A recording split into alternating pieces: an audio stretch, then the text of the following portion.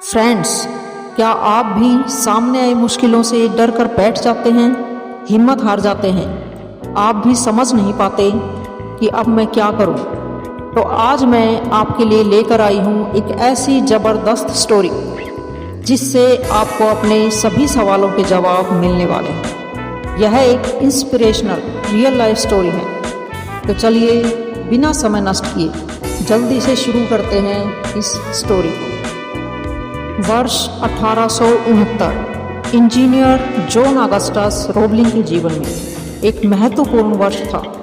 इस वर्ष वह न्यूयॉर्क से लॉन्ग आइलैंड को जोड़ने के लिए एक शानदार पुल का निर्माण करने के लिए अपने विचार के साथ आया था। इसके मुकाबले का कोई अन्य पुल समय के उस बिंदु पर वहाँ नहीं था। बाद में विशेषज्ञों ने इसे एक असंभव उपलब्धि कहकर उनके इस विचार को खारिज कर दिया। पूरी दुनिया उनके विचार के खिलाफ थी और उसे योजना ड्रॉप करने के लिए कहा गया, जबकि रोबलिंग के इंट्यूशन ने उसे कह रखा था कि उसकी दृष्टि पुल के बारे में बिल्कुल सही है।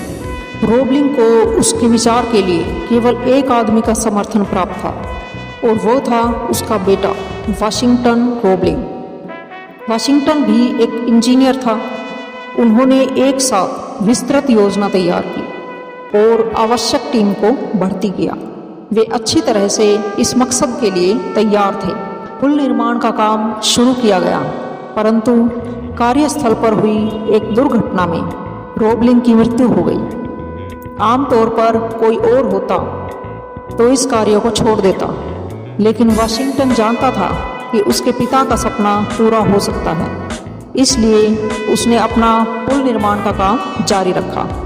पर किस्मत तो देखिए, वाशिंगटन को मस्तिष्क क्षति का सामना करना पड़ा और उसका पूरा शरीर पैरालाइज हो गया था। उसकी बीमारी इस हद तक गंभीर थी कि न तो वह चल सकता था और न ही बात कर सकता था, यहाँ तक कि वह हिल भी नहीं सकता था।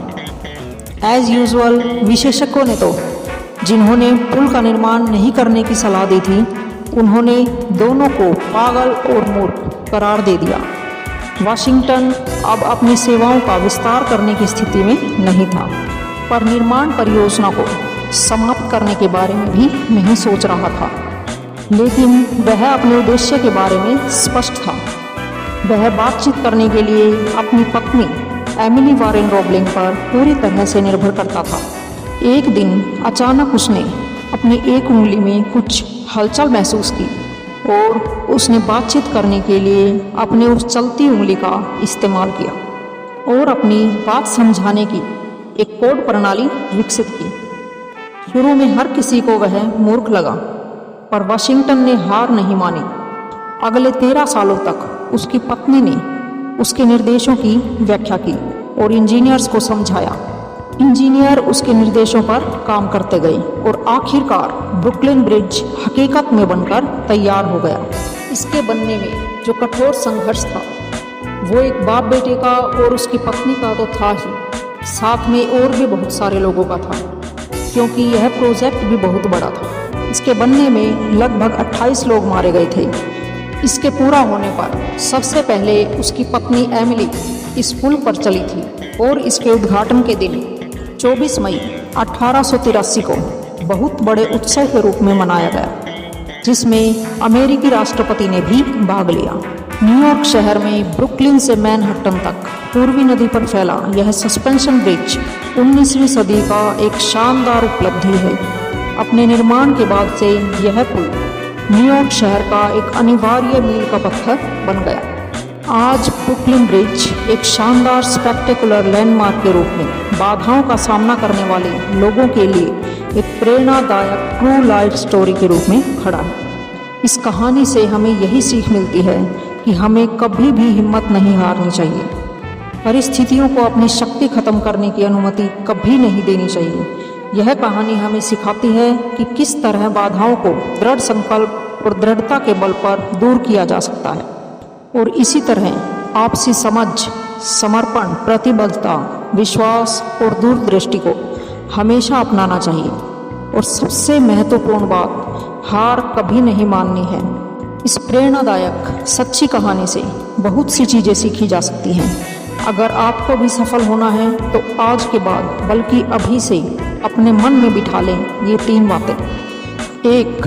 अपने आप से कहें कि आप अपनी सभी समस्याओं, सभी बाधाओं को हराएंगे। 2. सब कुछ संभव है, नथिंग इज इम्पॉसिबल। 3. हार कभी नहीं, इसको अपना मूल मंत्र बना लो। अब आपकी सफलता निश्चित है। फ्रेंड्स, अगर आपको मेरी ये कहानी पसंद आई हो, अच्छी लगी हो, तो मेरी इस वीडियो को ज़्यादा से ज़्यादा लाइक और शेयर करें और मेरे चैनल को ज़रूर सब्सक्राइब करें और बेल आइकन दबाना बिल्कुल ना भूलें, जिससे मेरी हर नई वीडियो का नोटिफिकेशन आगे भी आपको मिलता रहे। चलो फिर मिलते हैं नेक्स्ट वीडियो में। Till then take care, bye bye, thank you.